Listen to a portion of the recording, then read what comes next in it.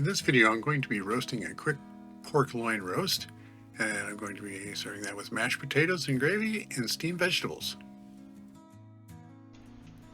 Don't forget to like, subscribe, and click that notification bell to be notified when there's new videos. Comments welcome. Thank you. Here's a quick list of ingredients, or you can check out the description below. Alright, so I'm going to start this out by dry brining the roast, and this basically just involves putting salt on the outside of the roast and putting it in the refrigerator and letting it absorb the salt. Now, this is an absolutely necessary step, but I think it's a good idea, and I do it every time. Especially, it's a great idea if you want to get those comments like, wow, this is the best roast I've ever had, or man, what are the spices, this is fantastic, that kind of thing. This is the secret, is the brining. And like I said, it's basically you just cover it in kosher salt and put it in the refrigerator and let it sit.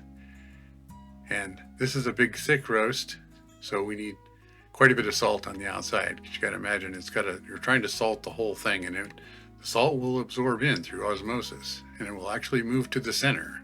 It will make it all the way through there if it has enough time. So I'm going to put quite a bit on. Now, if you're doing a steak or a chop or piece of chicken, not so much salt. So that's kind of gauge on how much salt you think it should have. Okay, so I'm just going through to make sure it's got a good coating, and then I'll just seal it up and put it in the refrigerator until we're done, ready to cook it. And later on in the video, I'm going to talk about these roasts and how to get them cheap, like a couple bucks a pound.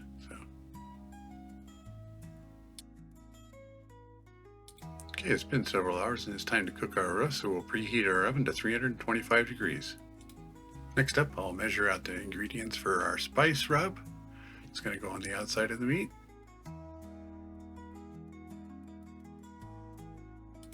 So I said earlier I was going to discuss getting these roasts cheap. And what I do is I buy the whole loin, which is about 9 or 10 pounds. And you can get those for a couple bucks a pound, maybe $1.88 even. And then I just cut them up and bag them up in the vacuum sealer and freeze them. You can also cut them into chops. You can see it's a nice center loin chops. You just slice those up and freeze them in packs of like 4 or whatever. And then, or also, one end is the nice loin end, the center loin, and the other end goes into the sirloin. So as you're cutting chops off, you can stop about 3/4 of the way down or whatever and start cutting roasts, make it out of the sirloin, because those are the less desirable chops. Okay, so with this meat, I'm putting on liquid smoke and also Worcestershire sauce, and then the spice rub. And I just like to get it coated real well, because we've got to spice the whole roast. Okay, and I'm going to spray the pan down with some some oil, so it's easier to clean up. And then since I'm going to be making gravy, I'm going to make some. I want to collect the drippings and the juice, and we're going to put this. We're going to put the roast on a bed of vegetables that are going to lend their flavors to the gravy as well. So we cut up some vegetables there. We'll pour in about a cup of water and patch up the seasoning there. All right, and then I've got my meat thermometer stuck in with the tip in the center.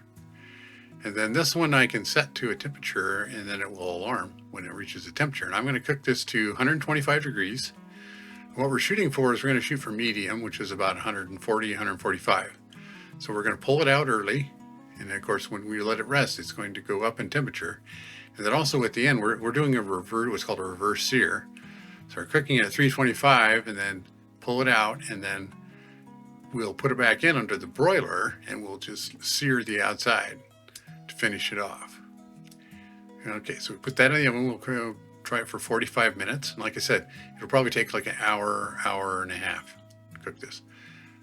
So next, we're going to work on the mashed potatoes. So I just clean them up, and I weighed out 1.5 pounds, and chop those up into the chunks I like for how big the skin is.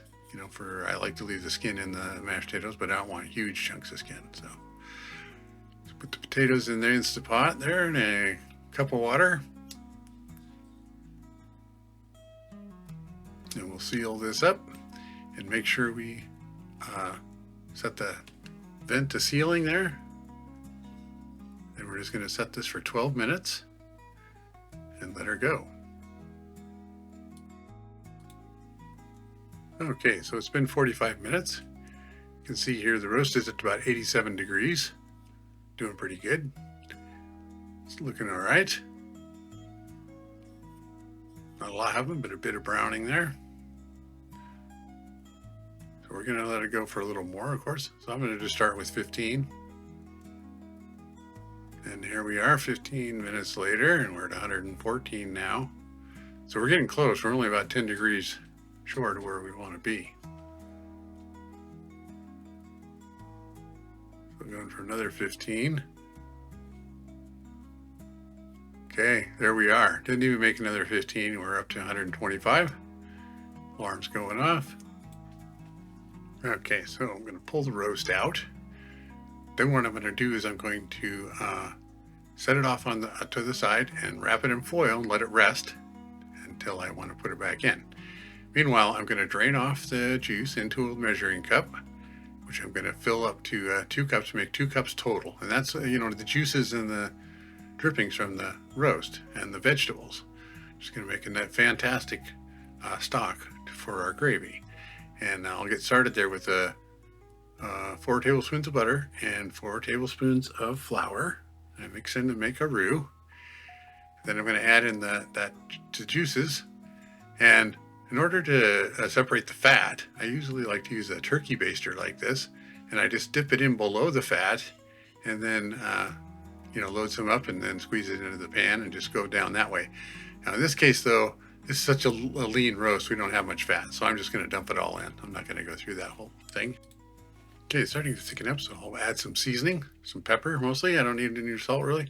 Then I'm going to go with the cream. Add in the cream slowly and stir as I'm going. And generally you shouldn't have any problems here. But from this point on, we don't want to boil the gravy for sure. So a little rolling boil is okay, but you don't want to boil it once you add the cream because it can curdle and separate. Yeah, gravy is pretty good here. Give it a taste. Make sure it's thick enough. And add a little salt and pepper. We're basically ready. Okay. Okay, so with the gravy ready, we're going to get the roast back in. You can see as it's resting, it's gone up to 145, so it's right at our target temp there. We're just going to put it in under the broiler, and what we want to do is not really raise that internal temperature much, so we just want to cook the outside a little more.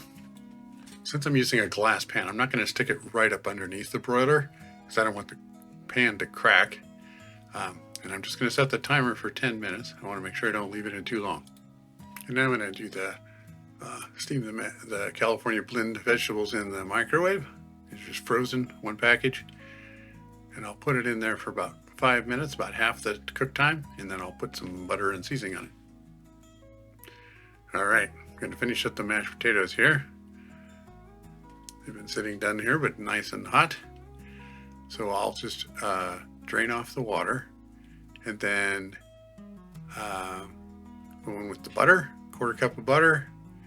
Then I'll do a 1/4 cup of sour cream, and I'm mashing it as I go here until I get the right consistency. And then a 1/4 cup of cream, mix that in, and then salt and pepper to taste. And there we go. You can always add a little more cream if you want it a little creamier. And then we put the lid back on to keep it warm. Vegetables are about halfway done now. Add in a couple tablespoons of butter. Sprinkle generously with the Mrs. Dash. Or you can just use salt and pepper. Okay, let's check on our roast here.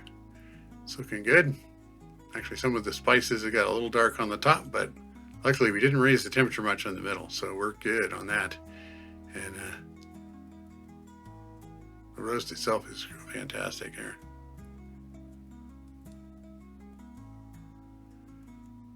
Let's pull out a slice. It is nice and juicy, just a little bit pink.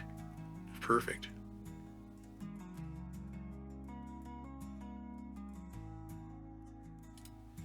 Okay, so the vegetables are done cooking. So we'll just stir them up. Get them all well mixed.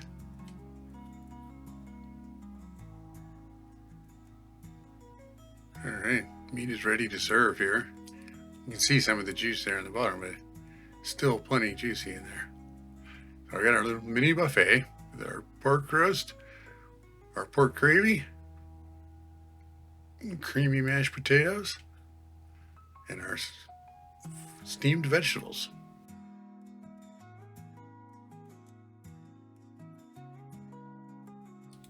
Okay, so here's my plate. Of course, I've got the meat and the mashed potatoes slathered in gravy.